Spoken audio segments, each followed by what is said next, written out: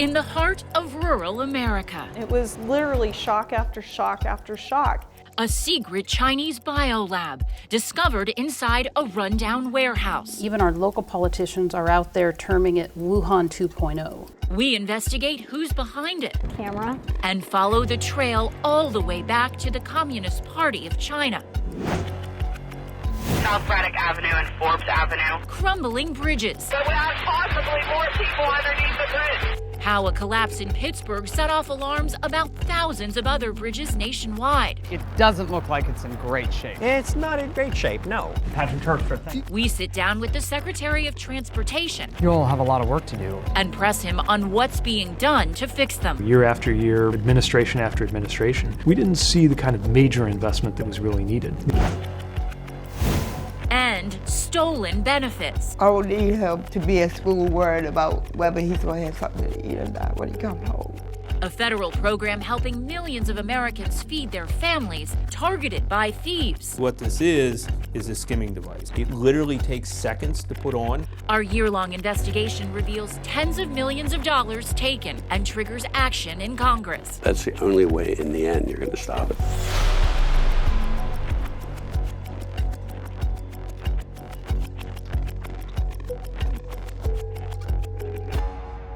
I'm Katie Beck in Washington. Welcome to this edition of Scripps News Investigates. Shock after shock. That's what one California code enforcement officer said she felt when she came across a secret Chinese biolab in the heart of the San Joaquin Valley. Her discovery launched more than a dozen local, state, and federal investigations and captured the attention of Congress. Was it an American dream gone awry, or a nefarious plot to exploit Americans? Scripps News national security correspondent Sasha Ingber went to California to find out.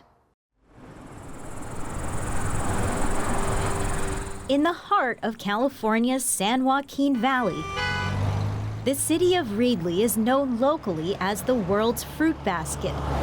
But it's what was going on inside this dilapidated warehouse in the center of town that thrust this small agricultural community into the nation's spotlight. It almost sounds like a plot in a novel. It was literally shock after shock after shock. Jessalyn Harper is Reedley's only full-time code enforcement officer, and she told us it all started when she received a tip that cars were parking outside this building, which she thought was vacant. So she knocked on the door. There were 3 women that answered. They were all wearing basic PPE, white lab coat, gloves, and surgical masks. When she walked inside, she was stunned by what she saw. There was blood and other bodily fluids in Gatorade bottles, labeled in Mandarin, samples of at least 20 potentially infectious agents, including malaria, dengue fever, and COVID-19. And a pungent odor from what turned out to be nearly 1,000 mice. It's scary to think that something like this could be hidden that easily in plain sight. Her discovery launched some 15 investigations across local, state, and federal agencies and sparked conspiracy theories that a Chinese bioweapons lab had taken root in rural America. Even our local politicians are out there terming it Wuhan 2.0. Reedley City Manager Nicole Zeba said that as officials scrambled to make sense of what Jessalyn Harper had found, it was quickly apparent to her that no one at the lab had wanted locals to know they were there. They moved in under the cover of night into Reedley. No one, not even the businesses across the street that we talked to, no one knew anything was happening inside this building. And no one knew who was behind it either. Our search for answers led us to these court records that listed a company called Universal Meditech as the lab's owner. We tried to reach them by phone and email, but no one responded. So we found their company address through California state records and drove to their Fresno offices. When we arrived, we found this modern building, a far cry from the rundown warehouse in Reedley. Camera. It was surrounded by security cameras made by a Chinese surveillance technology firm called Hikvision, which is now banned from selling its products in the U.S. for national security reasons. Who is in charge of Universal Meditech? Boy, that's the grand question right now, because this company has been able to play so many shell games and create so much misdirection in everything. We know that they're sending us down rabbit holes and some wild goose chases. If we find prosecutable offenses, who in fact are we going to be prosecuting? As we dug further to try to answer that question, we uncovered these FDA records detailing medical supplies that Universal Meditech received from a China-based firm called IDA. That company, we learned, is owned by another Chinese business whose leaders are members of China's Communist Party. We found their portraits prominently featured on a Shanghai Stock Exchange website. China's connection to the lab in Reedley also captured the attention of Congress. Last November, a House committee released this report identifying the man behind the secret lab in Reedley as David He, who we had tried to contact months before. He was arrested this past October by federal agents in a sting operation for allegedly making false statements and misbranding medical devices. The House report claimed he entered the U.S. as a fugitive, and his real name is Jai Beiju. The report said in the past he was convicted of stealing $240 million in U.S. intellectual property related to the cattle industry, all to benefit China's Communist Party. For Anna Puglisi, a former U.S. National Counterintelligence Officer for East Asia, the revelations about Zhu and his lab in Reedley weren't surprising.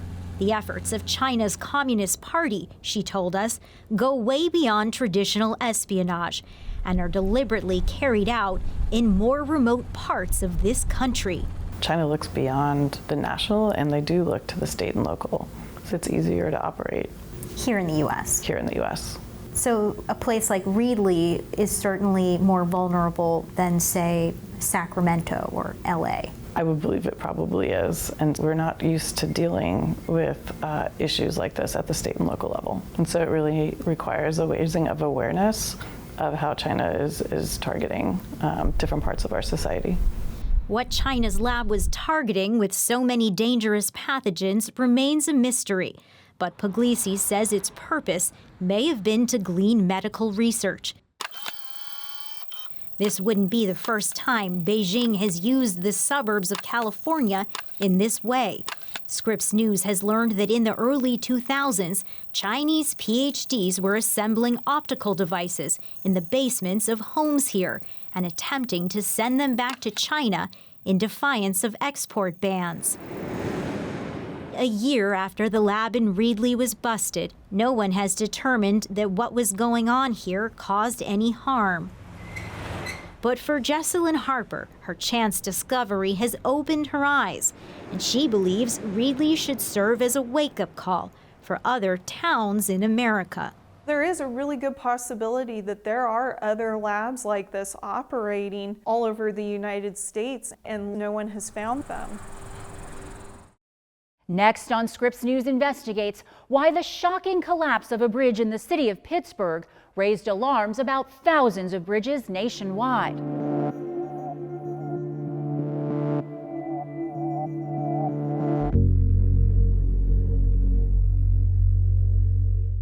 Billions of federal tax dollars are going toward fixing America's crumbling bridges.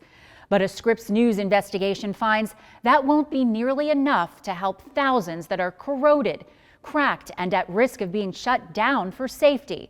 Here's national investigative correspondent Patrick Terpstra.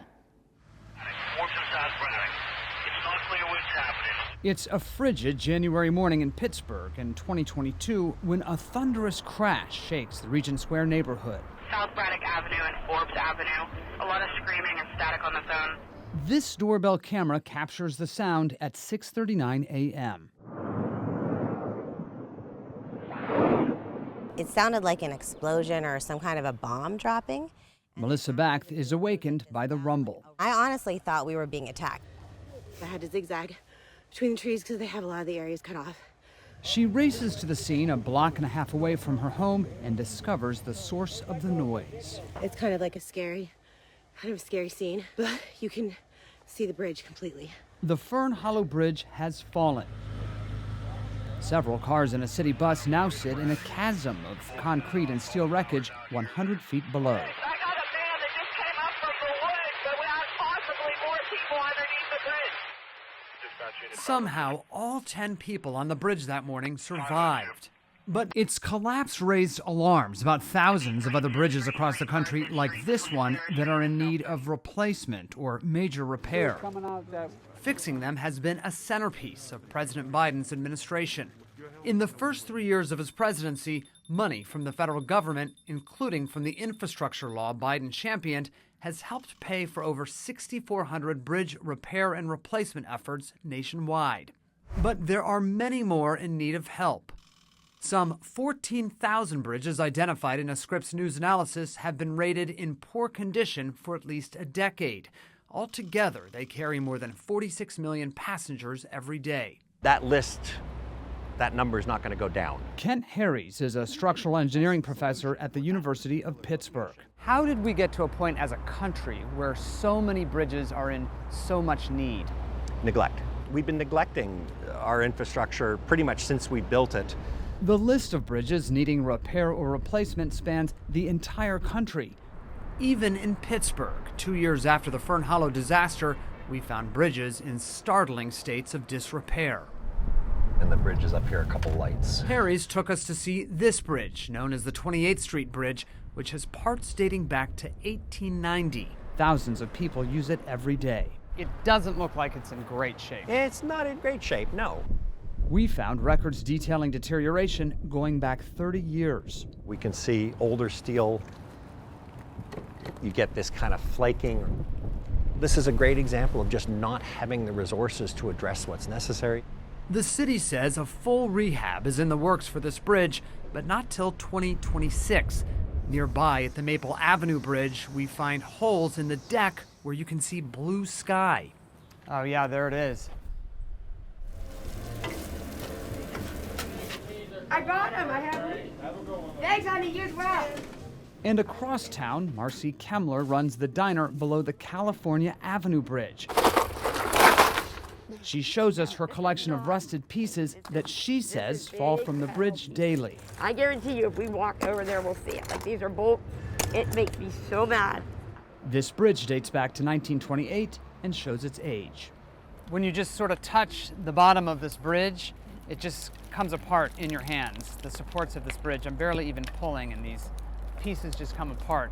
From the DOT, Patrick Turkford. Few in the U.S. government have more responsibility for the safety of these bridges than Secretary of Transportation Pete Buttigieg. You'll have a lot of work to do. 14,000 bridges in poor condition. What explains that huge number? Well, you get what you pay for. It's kind of like failing to fix a leaky roof because you think that'll save you money. It might in the short term, but it's not the right answer for the long run. Buttigieg says the state of today's bridges can be blamed on years of inaction. Year after year, Congress after Congress, administration after administration, we didn't see the kind of major investment that was really needed. The important thing is right now we are moving it in the right direction so that instead of getting worse, it's getting better.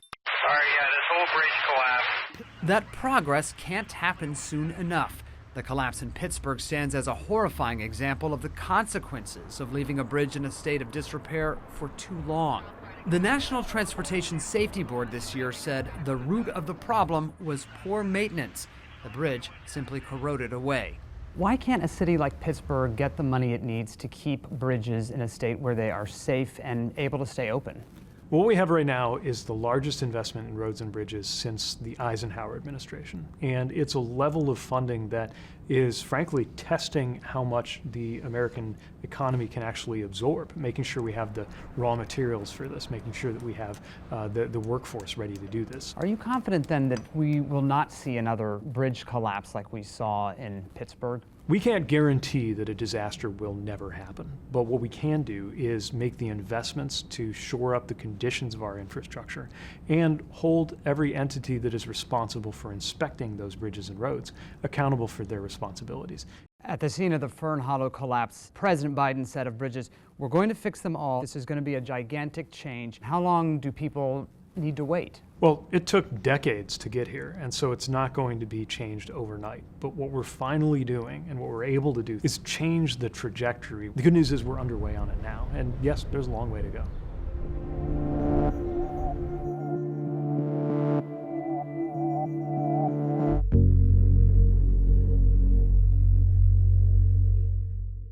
A federal program helping millions of Americans feed their families is being targeted by thieves. Even before beneficiaries have a chance to buy their groceries, their benefits are being stolen. Reporter Mallory Safaste from our investigative team in Baltimore has been digging into this story for more than a year and brings us this report.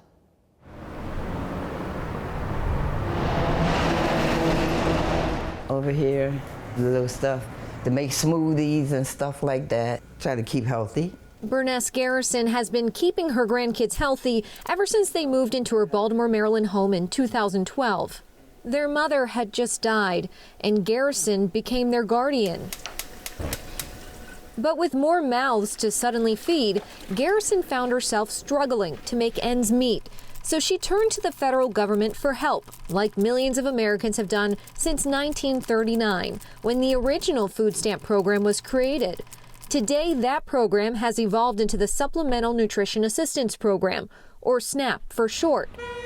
More than 20 million low-income households, including Garrison, get money from the federal government loaded onto special debit cards, like this one, every month to buy food. I'm on a fixed income, and the food stamps SNAP program helps a lot. But what captured our attention about Garrison's story is not how helpful these benefits have been to her over the years. It's why one day this money she relies on suddenly vanished from her SNAP card account. On the 11th of February, I went to the Northeast Market to buy the fresh vegetables and meats and things like that. Went to pay for it, swiped my card, and the young man behind the counter said, "There's nothing on your card." She immediately contacted the agency in Maryland administering her benefits and was shocked by what they told her. The person that answered the phone said that my food stamps had been taken at a Target in Minnesota. I live in Baltimore City. How much was taken? $360. And how much food would that usually buy for you? Oh my goodness, a month worth of food, really. I asked, was there any way they could help me with food? They told me no, because they had to do an ongoing investigation. For more than a year, we've been doing our own investigation and discovered Garrison's case is far from unique. Federal food benefits are being stolen from families who use SNAP all across the country. To get a sense of the scale of this ongoing crime, Scripps News sent out surveys to agencies in all 50 states and Washington, D.C. We found at least 106,000 reports of stolen food benefits across 46 states, costing taxpayers more than $70 million. They know exactly when the funds are going to be put in the account. Commander John Haynes heads the Criminal Investigations Division of the Metropolitan Police Department in Washington, D.C. I know in the District of Columbia it's over $1 million lost. It is a shocking number.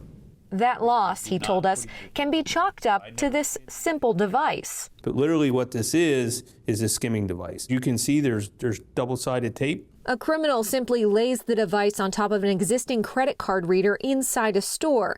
When you swipe your card and you put your PIN in, it records your card number and information, and then also captures your PIN number. These criminals then will either sell the stolen data or use it to create fake cards like these, which they can use to buy items eligible to SNAP recipients. That's what the plan is. As soon as the money hits the account, spend it as quickly as possible. Haynes told us there's no mystery why criminals find these SNAP benefits an easy target. It's because SNAP cards aren't equipped like most debit and credit cards with microchips that are designed to guard against skimming devices. It's a security flaw Maryland Congressman Dutch Rupersberger wants to fix. It needs to be done, because that's the only way in the end you're going to stop it. He told us it was our reporting that led him to introduce legislation to beef up security for the SNAP program and provide permanent funding to reimburse theft victims. But what this is doing is lining the pockets of criminals and hurting all of these people who are in less unfortunate situation, and that's inexcusable. Until a new law is in the books, he told us benefits will continue to be stolen, impacting tens of thousands of people like Burness Garrison, who still remembers the day she discovered her money had been taken and had to explain it to her grandson. I don't need him to be at school worried about whether he's going to have something to eat or not when he come home. She told us her family has come to depend on this extra help every month, and she can't understand why the U.S. government allows this critical program to remain such an easy target for criminals. There's something wrong. There's something wrong in the system. Something needs to be done. After months of waiting, Burness Garrison eventually received a replacement of her stolen benefits. But all federal reimbursements are set to expire later this year unless Congress makes the funding permanent. I'm Katie Beck. Thanks for joining us. We'll see you next week for another edition of Scripps News Investigates.